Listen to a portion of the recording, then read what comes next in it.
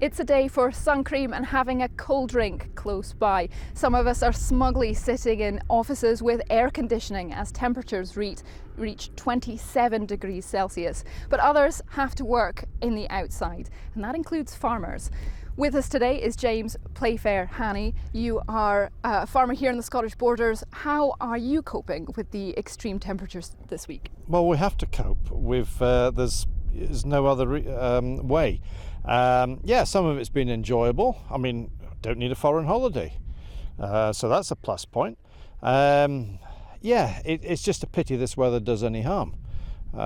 Fortunately, as you can see round about, we're relatively green. We have had moisture.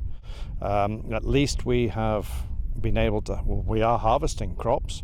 Yields have been surprisingly good. As I say, the rain came in the nick of time at the end of May and saved the spring crops. And you have actually managed to harvest earlier than normal, is that right? Yeah, I think the last time we harvested this early was back in 1976.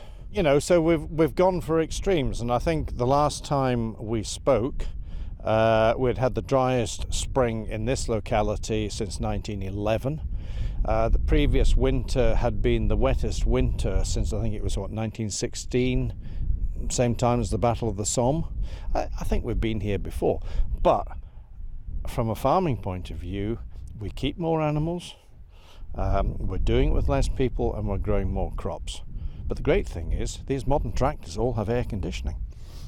Well, I'll let you get back to the air conditioning, James. Thank you so much. And here in the Scottish Borders, the land is still incredibly dry, and as a result, we are being warned there is an increased risk of wildfires.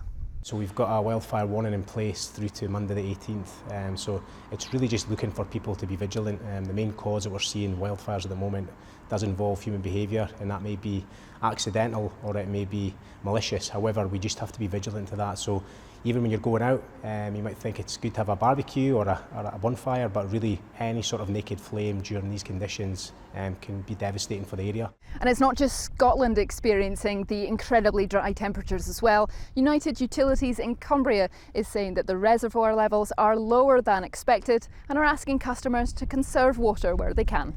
So we're currently running at around 59% full in our reservoirs across the region.